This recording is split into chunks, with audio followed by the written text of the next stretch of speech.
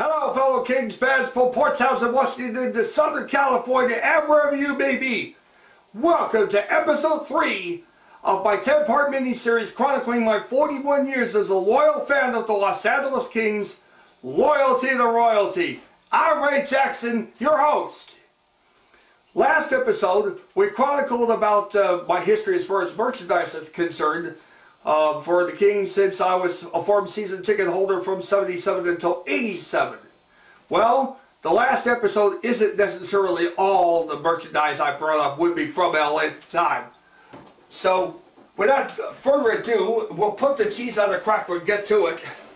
This is the other drawer of Kings apparel, merchandise, and paraphernalia that I brought with me from LA in 87. February 14th, 1985.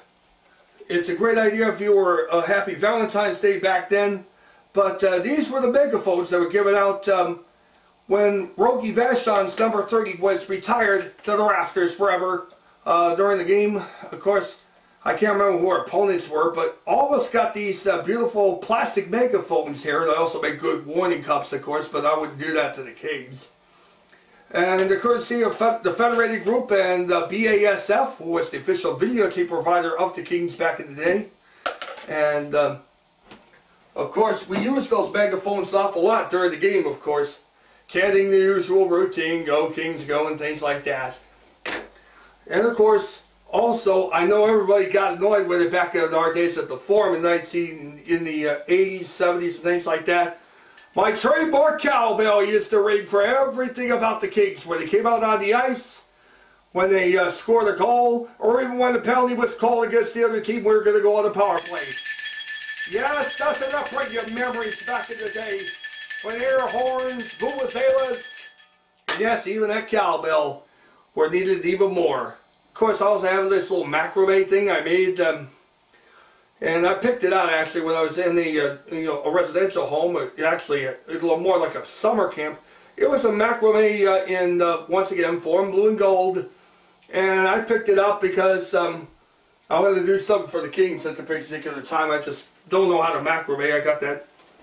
Also for that game in 1976, I got this pendant here, and it's a little bit tattered over the years and things like that, but I still keep it in pretty good condition despite its age. Also, of course, you got several other things here. You had a 1980-81 photo album for the Kings, courtesy of Sears. And as you can tell, hard to even look at back in the day. And isn't that beautiful, Kings fans? That was back in the days when Dr. Jerry Buss nearly neglected the Kings in favor of the Lakers back in the day. But also, another program of us facing the then Soviet Red Army, the CSKA, and we all knew about those little red meanies and how tough they were on the ice as well as off the ice as well. Also, of course, our bumper stickers for the Kings, and here's another one for when 57 KLAC AM was the radio flagship station for the Kings back in 86, 87.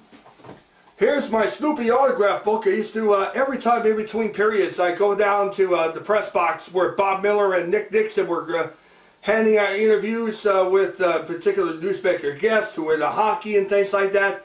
I have a ton of autographs in here, of course. And I thank every one of those people for autographing my game stuff back then in the day. Also, of course, the 1978-79 team roster, of course, which of course is autographed by almost every member of that club, of course. I'll give you a nice close look up here for you. I hope I'm not holding it upside down for you. Yeah, these were pre-printed, of course, and of course it is from 1978-1979. And also, here's the thing about Rogie Vachon, which was also issued to us in February 14th of 85. I have a couple of copies of that as well. As well as an iron-on transfer of the Kings from back in the day in 87. I have a couple of those as well. Never opened, never used. And my fair share of game pucks as well, of course. Here's the one I got back in 76 I remember and talked to you about earlier. Yeah, courtesy of Datsun, now known as Nissan. This other one here is an official one from Viceroy, when they were being manufactured back in the days back in Canada, of course, where they know how to get hockey merchandise right.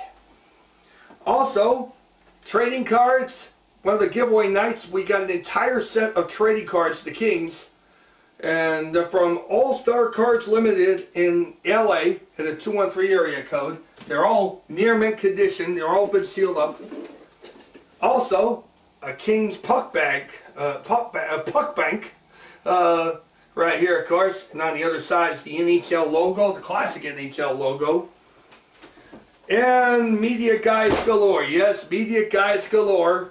1976-77, 77-78, 78-79, 1979-1980, and the list goes on and on. There's our Triple Crown line. For future Hall of Famers of the Triple Crown line, including Marcel Dionne. And you know, it's been a long time since we've seen a great lineup like this, who was prominent in scoring goals for us. But we live now on defense and goaltending as opposed to a high run score-ups and things like that. 81-82, I mentioned the Miracle on Manchester during that time. And of course, who's the goaltender in there? Mario Lessard. Super Mario, we used to call him. Who was supposed to have been the heir inheritant to Rogie Vachon once he signed as a free agent with the Detroit Red Wings in 1978. Yeah. And of course, there he is right there, the Miracle on Manchester hero himself, Darrell Evans, one of the two heroes of the Miracle on Manchester. If it weren't for Darrell Evans, we wouldn't have come back from a 5-0 deficit in April of '82 and made history after that. Of course, I got a few others right here, of course. All the way up until a final one from 1987 before moving up here to the Northwest. Also, a little homemade Kings plaque I put together, of course, that a friend of mine did for me. One of my girlfriends I was going out with back in our days at grade school. And you can tell it says to Ray from Tempo, of course. That was the girlfriend's name and what I was going for. Of course, I got a duffel bag right here. Of course, this one came from Gemco. And another one here that's pretty much all tattered and things like that over the years. Courtesy of the Kings and Vans. Vans, the official training shoe of the Kings. And the Lakers as well. Patches, patches, and more patches. Yep, right here. And another one here. Here's our mini patches from the 20th anniversary season of the Kings. And of course Toyota, which superseded Nissan as the official car of the Kings. And here's one that you'll find very rare now these days. Also, a few Kings magnets here, of course. If I can turn this around here, there you go. And another one here. And for the first 3,000 kids 14 or under went to the turnstiles in 1980-81, I mentioned it earlier. You got yourself a Kings nylon Velcro wallet, and many of these are in nice condition and things like that. As you can tell here, nicely done. I'll tell you, I kept them in near mint condition over the years, and I know they're gonna net me an awful lot of money when the time comes to get that money. Well, that should do it for that particular episode. So until next time, fellow Kings fans. This is Ray Jackson reminding all of you that the three most important words in the English language are Go Kings Go! Peace out, good night, enjoy the game everybody!